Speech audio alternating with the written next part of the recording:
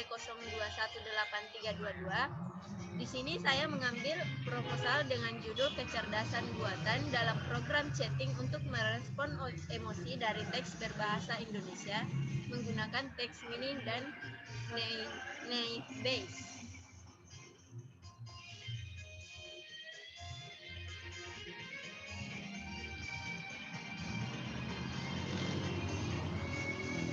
Dalam bab 1 itu mempunyai pendahuluan dengan latar belakang masalah komunikasi verbal tidak hanya terjadi secara lisan, tetapi juga melalui tulisan. Program chatting, surat atau email merupakan contoh media komunikasi berbentuk tulisan yang sering digunakan. Komunikasi verbal melalui tulisan menjadi jawaban untuk masalah jarak dengan biaya yang relatif rendah. Bahasa tulisan merupakan suatu terjemahan dari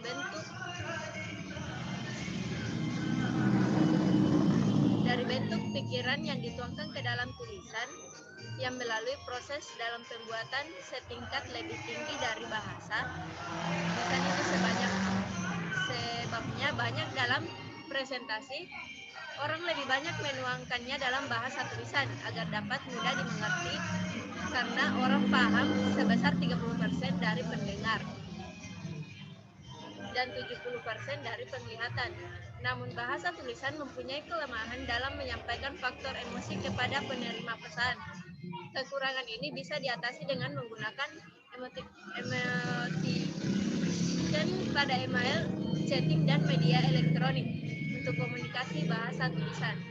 Sehingga sebuah teks tidak hanya menyampaikan keterangan dari suatu informasi, tetapi juga berisi informasi tentang perilaku manusia termasuk emosi.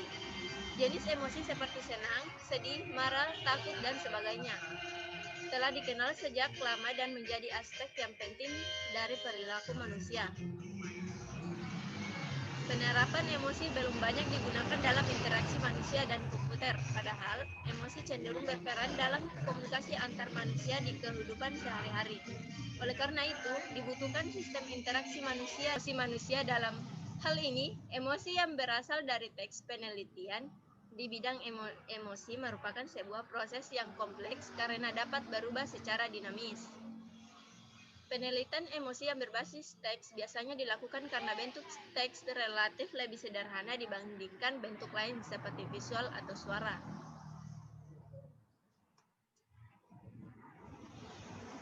Aplikasi yang diharapkan dapat dikembangkan untuk aplikasi-aplikasi lain di masa yang akan datang. Adapun rumusan masalah itu berdasarkan uraian latar belakang di atas, maka permasalahan yang akan dibahas oleh penulis yaitu bagaimana membuat sebuah teori atau kecerdasan buatan dalam program chatting untuk merespon emosi dari teks berbahasa Indonesia menggunakan text meaning dan naive Bayes. Adapun batasan masalahnya itu pengolahan program chatting untuk merespon emosi. Aplikasi dibuat dengan menggunakan bahasa pemrograman PHP dan DBMS MySQL. Dan tujuan penelitian itu untuk membangun sebuah teori kecerdasan buatan dalam program chatting untuk merespon emosi dari teks berbahasa Indonesia menggunakan text meaning dan naive Bayes. Manfaat penelitian ini sesuai dengan uraian sebelumnya, maka penelitian ini diharapkan dapat bermanfaat bagi penulis, pembaca. Adapun bab 2 itu landasan teori ISER International Survey on Emotion, Intelligence and Reaction. Bahasa Indonesia tidak memiliki rumus bentuk baku yang permanen. Selanjutnya counting dimulai dengan perhitungan jumlah kata dalam setiap dokumen yang kemudian akan dihitung menggunakan skema pembobotan yang dikehendaki. Adapun naive Bayes merupakan salah satu metode machine learning yang menggunakan perhitungan probabilitas untuk klasifikasi Bayes sederhana yang lebih dikenal dengan naive Bayesian classifier. Dapat diasumsikan bahwa efek dari suatu nilai Atribut sebuah kelas yang diberikan adalah bebas dari atribut-atribut lain. Asumsi ini disebut class conditional independence yang dibuat untuk memudahkan perhitungan-perhitungan. Pengertian ini dianggap naive dalam bahasa lebih sederhana. Naive ini itu mengasumsikan bahwa kemunculan suatu term kata dalam suatu kalimat tidak dipengaruhi kemungkinan kata-kata yang lain dalam kalimat, padahal dalam kenyataannya bahwa kemungkinan kata dalam kalimat sangat dipengaruhi kemungkinan keberadaan kata-kata yang di dalam kalimat. Naive Bayes merupakan algoritma yang banyak digunakan untuk teks meaning dan masalah lain. Klasifikasi besar teori dari Naive Bayes sendiri adalah sebagai berikut.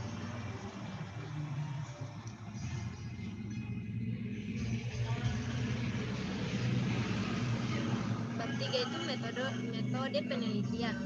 Metode penelitiannya itu yang digunakan dalam pengembangan sistem informasi dari data bibit mangrove berbasis web adalah metode waterfall. Alasan menggunakan metode ini adalah karena metode waterfall melakukan pendekatan secara sistematis dan berurutan dalam membangun suatu sistem. Proses metode waterfall yaitu pada pengerjaan dari suatu sistem dilakukan secara berurutan. Sistem yang dihasilkan akan berkualitas baik dikarenakan pelaksanaannya secara bertahap sehingga tidak terfokus pada tahapan tertentu. Tahapan dari metode waterfall. Yang pertama itu metode yang digunakan adalah analisis kebutuhan. Tahap analisis kebutuhan dilakukan dengan menganalisa kebutuhan user, analisa perangkat lunak dan perangkat keras yang dibutuhkan dalam pengembangan sistem serta kebutuhan lain dalam pembuatan basis data. Analisis kebutuhan perangkat keras pada sistem ini yaitu laptop dengan spesifikasi sebagai berikut. Toshiba slide L745. Analisa kebutuhan perangkat lunak yang membantu pembuatan sistem ini yaitu operasi Windows, XP dan XAMPP. Desain sistem. Tahap selanjutnya yaitu mendesain sistem. Tahap ini dibuat sebelum tahap pengkodean. Tujuan dari tahap ini adalah memberikan gambaran tentang apa yang akan dikerjakan dan bagaimana tampilannya. Tahap ini memenuhi semua kebutuhan pengguna sesuai dengan hasil yang dianalisa seperti rancangan tampilan, pengembangan sistem data bibit mangrove, dan membantu mendefinisikan arsitektur sistem secara keseluruhan. Dokumentasi yang dihasilkan dari tahap desain sistem ini antara lain perancangan. Yang ketiga itu coding. Aktivitas pada tahap ini dilakukan pengkodean sistem. Penulisan kode program merupakan tahap penerjemahan desain sistem yang telah dibuat ke dalam bentuk perintah-perintah yang dimengerti komputer. Dengan mempergunakan bahasa pemrograman, tahapan ini merupakan tahapan secara nyata dalam mengerjakan suatu sistem. Sistem ini bahasa pemrograman yang dipakai adalah PHP dan database MySQL. Selanjutnya itu testing pengujian program. Pengujian dilakukan untuk memastikan bahwa software yang dibuat telah selesai dengan desainnya dan semua fungsi dapat dipergunakan dengan baik tanpa ada kesalahan. Yang selanjutnya itu operation and maintenance atau pemeliharaan program. Tahap ini merupakan tahap terakhir dalam metode waterfall. Sistem dapat diimplementasikan. Pemeliharaan mencakup koreksi dari berbagai error yang tidak ditemukan pada tahap-tahap terdahulu, perbaikan atas implementasi dan pengembangan unit sistem, serta pemeliharaan program. Adapun alat penelitian yaitu perangkat keras hardware. Ya, perangkat keras digunakan sebagai sarana atau alat untuk membangun sistem. Adapun spesifikasi minimal perangkat keras komputer yang dibutuhkan adalah sebagai berikut. Prosesor, memori, hard disk, dan monitor. Kedua itu perangkat lunak. Perangkat lunak digunakan untuk merancang aplikasi penilaian kinerja unit pelayanan rumah sakit umum daerah Polewali yang nantinya digunakan untuk melakukan pengolahan data. Adapun perangkat lunak yang dibutuhkan adalah Windows Studio sebagai sistem operasi, Sublime Text sebagai editor coding, Macromedia Dreamweaver 8 sebagai desain web, iStack sebagai server lokal, Mozilla sebagai aplikasi browser, CorelDRAW XMP digunakan sebagai pengolah grafik dan logo, Stencil digunakan untuk mendesain prototip dan alur diagram sistem. Bahan penelitiannya itu data kuesioner berupa pertanyaan seputar aspek penelitian terhadap program chatting untuk merespon emosi. Hasil observasi terhadap program chatting untuk merespon emosi. Jadwal penelitian ini dilakukan dari bulan November sampai dengan Februari 2020. Pembuatan jadwal penelitian merupakan hal yang sangat diperlukan untuk mengukur sejauh mana efektivitas dalam setiap tahapan-tahapan yang dikerjakan dalam pembuatan sistem. Metode observasi ini dilakukan dengan cara melakukan pengamatan secara langsung di lapangan. Studi literatur, yaitu penelitian yang dilakukan dengan cara membaca dan mempelajari literatur dengan maksud untuk mendapatkan teori-teori mengenai masalah pokok yang sedang dibahas. Ada teknik analisa data, analisis kebutuhan sistem, yaitu kebutuhan perangkat keras. Adapun spesifikasi perangkat keras yang penulis lakukan dalam penelitian ini adalah 1 unit komputer PC, prosesor Intel Core 2, RAM 2 GB, media penyimpanan hard disk 500 GB, kebutuhan perangkat lunak, yaitu Windows 10 sebagai sistem operasi, Microsoft Office Word 2007 untuk penulisan laporan, dan pemrograman Dreamweaver 8 untuk merancang program aplikasi penulis menggunakan analisis dan desain sistem. UCKS utama di atas menggambarkan fungsional yang diharapkan dari pembuatan aplikasi ini. Adapun yang ditekankan pada pembuatan aplikasi adalah apakah sistem dapat mengenali emosi yang terdapat dalam sebuah teks. Kedua itu UCKS diagram utama sistem. Perlakuan user yang bisa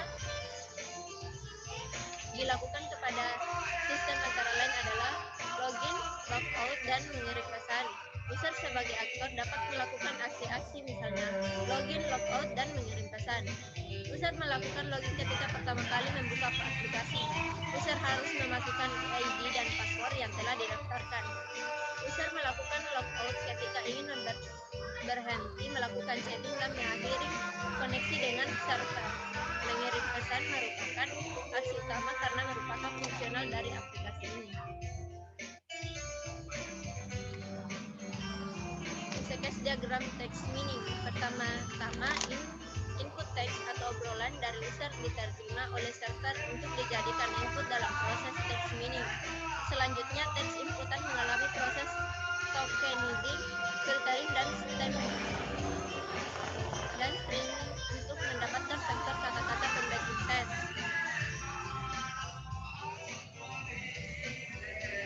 Rancangan input atau output. Rancangan tampilan login. Tampilan maka untuk tampilan awal aplikasi mereka halaman login. Halaman ini terbagi menjadi 2 bagian, yaitu bagian menu untuk menampilkan menu chatting. Tampilan muka untuk halaman dialog chatting terbagi menjadi 2 bagian, yaitu bagian input teks obrolan untuk memasukkan teks obrolan oleh user yang selanjutnya menjadi input pada proses text meaning, dan bagian history. Obrolan untuk menampilkan teks-teks obrolan yang diinputkan dan diterima dari user lain. Teks ini juga merupakan hasil teks meaning sehingga berupa teks dengan annotation. Baik, itulah yang sempat saya bacakan proposal yang saya bawakan. Saya Hiro, wabillahi taufiq wal hidayah. Wassalamualaikum warahmatullahi wabarakatuh.